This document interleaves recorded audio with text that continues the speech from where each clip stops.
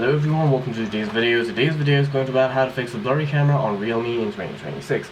For that, the first thing that you'll have to do is make sure that your camera is not in portrait mode but in normal photo mode. After you've made sure of that, if the camera is still blurry, try wiping the top off your camera with a soft microfiber cloth, and if the issue still persists, simply head over to your recent apps, force close the camera app and reopen it on your device.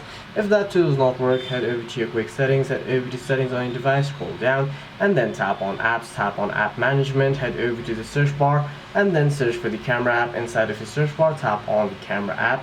Once you're here, tap on storage users, clear the cache of the camera app and try again. If that too does not work, simply long press your power button until the restart menu appears.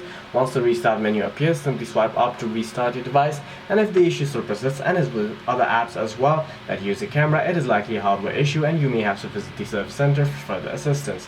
For any further questions, please feel free to leave a comment down below.